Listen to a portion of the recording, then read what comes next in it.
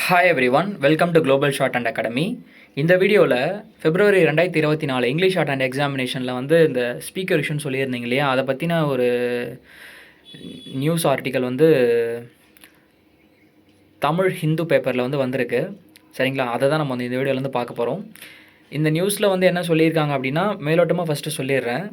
Speaker issue வந்து இருந்துச்சு. தென் அதுக்கப்புறம் ரீடெஸ்ட் வந்து கேட்டு ரீடெஸ்ட் வந்து ஸ்டூடெண்ட்ஸ் வந்து எக்ஸ்பெக்ட் பண்ணுறாங்க அப்படின்னு சொல்லிட்டு கேட்டிருக்கு. பட் அப்படிலாம் பண்ண மாட்டாங்க. சரிங்களா, ரீடெஸ்ட்லாம் வந்து கண்டக்ட் பண்ண மாட்டாங்க. ஆனால் ஒன்று என்ன அப்படின்னா, நம்ம கொடுக்குற சஜஷன்ஸ் வந்து எடுத்துக்குவாங்க. சரிங்களா, ஸோ ஸ்பீக்கர் இஷ்யூ இருக்குது அப்படின்னு சொல்லிட்டு டோட் வெப்சைட்டில் வந்து அவங்களுடைய மெயில் இருக்கும்.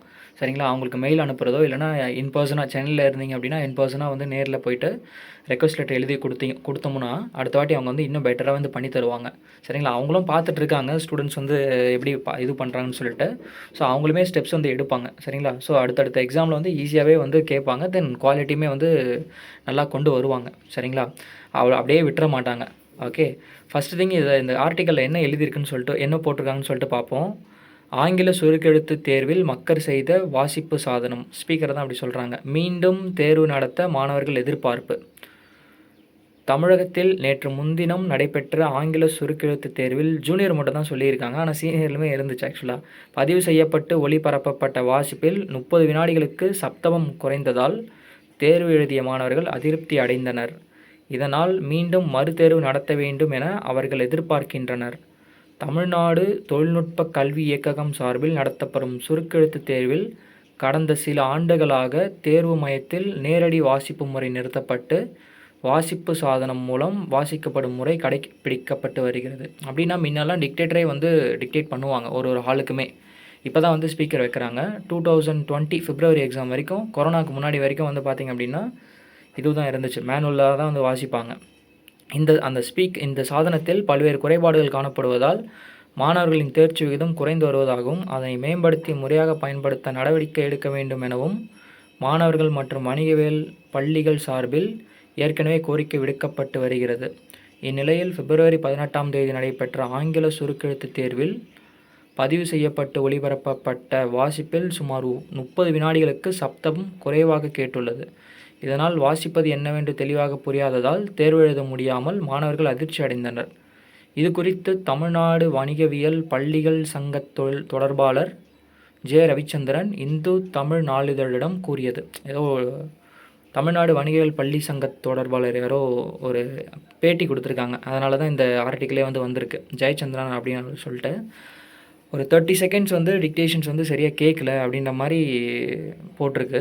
இது வந்து ஜூனியர் எக்ஸாமில் இருந்துச்சுன்னு தெரில, சீனியர் எக்ஸாமில் தான் இருந்துச்சு அப்படின்ற மாதிரி சொல்லியிருந்தாங்க. நல்லா கிளாஸில் நல்லா பர்ஃபார்ம் பண்ணுற ஸ்டூடெண்ட்ஸே இது வந்து சொல்லியிருந்தாங்க. ஃபஸ்ட்டு ரோவில் இருந்தால் மட்டும் தான் கேட்டிருக்கோம் போல இருக்குது சார், பின்னாடி உட்காந்தவங்களாம் என்ன பண்ணாங்கன்னு தெரிலன்ற மாதிரி தான் சொல்லியிருந்தாங்க. சுருக்கெழுத்து தேர்வில் வாசிப்பு சாதனம் மூலம் வாசிக்கப்படுவதை வரவேற்கிறோம்.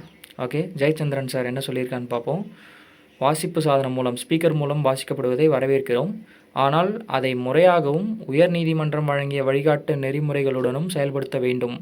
நேற்று முன்தினம் நடைபெற்ற தேர்வில் 7 நிமிடங்களுக்கான வாசிப்பை மாணவர்கள் எழுத வேண்டும். இதில் 3வது நிமிடத்தில் 15 வினாடிகள் முதல் 30 வினாடிகள் வரை ஒலி குறைந்தும் வார்த்தைகள் புரியாமலும் இருந்துள்ளன. 30 வினாடிகள் தேர்வை சரியாக எழுதாவிட்டால் மதிப்பெண் 0 ஆகிவிடும். இதனால் மாணவர்கள் கவலையடைந்துள்ளனர். இந்த பிரச்சனைக்கு ஒளிப்பதிவு செய்யப்பட்ட விதமும் அதை எடிட் செய்த விதமும் சரியாக மேற்கொள்ளப்படாதது தான் காரணம். இதுதான் நானுமே ஃபீல் பண்ணுறேன். ஏன்னா சாரோட வாய்ஸ் வந்து இதுக்கு முன்னாடி 2 வாட்டி வந்து வந்திருக்கு.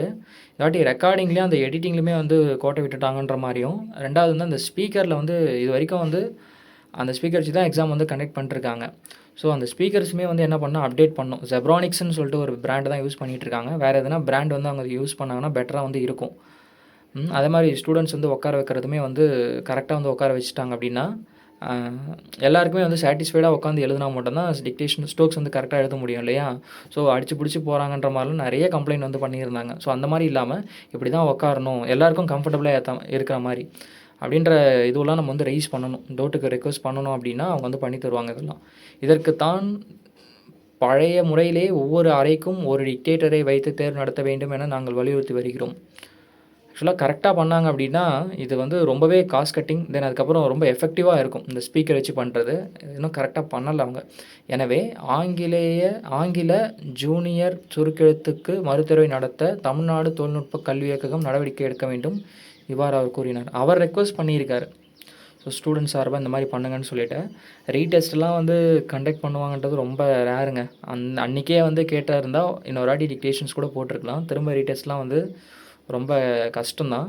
ஸோ நெக்ஸ்ட் எக்ஸாம் இன்னும் பெட்டராக வந்து அவங்க நடத்துறதுக்கு நம்ம சைடில் இருந்து அவங்களுக்கு சஜஷன்ஸ் கொடுத்து அதை பண்ண வைக்கணும். அப்படி பண்ணோம் அப்படின்னா அடுத்தடுத்த எக்ஸாமில் வந்து ஈஸியாக வந்து இருக்கும். கமெண்ட்லேயுமே வந்து நிறைய பேர் போட்டிருந்தாங்க பாருங்கள். நம்ம ப்ரீவியஸ் வீடியோவில் கூட கமெண்ட்டில் கூட ஒரு ஸ்டூடெண்ட் போட்டிருந்தாங்க. என்ன அப்படின்னா, கொஸ்டின் பேப்பர் எடுத்தவர் நமக்கு சாபம், கொஸ்டின் பேப்பர் டிக்டேட் பண்ணவர் நமக்கு கொஸ்டின் பேப்பர் எடுத்தவர் நமக்கு கிடைத்த வரம், கொஸ்டின் பேப்பர் வாசித்தவர் நமக்கு கிடைத்த சாபம் அப்படின்னு சொல்லிட்டு 2 பேருமே வரம் தான். ஆனால் இங்கே சொதப்பினது என்ன அப்படின்னா, அந்த ஒளிப்பதிவு செய்யப்பட்ட விதம், ரெக்கார்டிங் பண்ணதும் அந்த ஸ்பீக்கர்லுமே தான், அந்த எடிட் பண்ணது அங்கே தான் வந்து மிஸ்டேக்ஸ் வந்து பண்ணியிருக்காங்கன்னு நினைக்கிறேன். மேபி நம்ம நிறைய ரெக்வஸ்ட் வச்சோம் அப்படின்னா கரெக்ஷன்ஸ் பண்ணுறதுலையுமே கொஞ்சம் லிபரலாக வந்து இருப்பாங்க. சரிங்களா? ஸோ அதனால் டோட் வெப்சைட்டை வந்து டோட்டோட மெயிலுக்கு வந்து சஜஷன்ஸ் வந்து கொடுங்க. சரிங்களா? உங்களுக்கு வேறு எதனா மாற்று கருத்து இருந்துச்சு அப்படின்னா கமெண்ட் செக்ஷன் வந்து கொடுங்க. சரிங்களா? தேங்க்யூ. நம்ம இன்னொரு வீடியோவில் வந்து பார்க்கலாம்.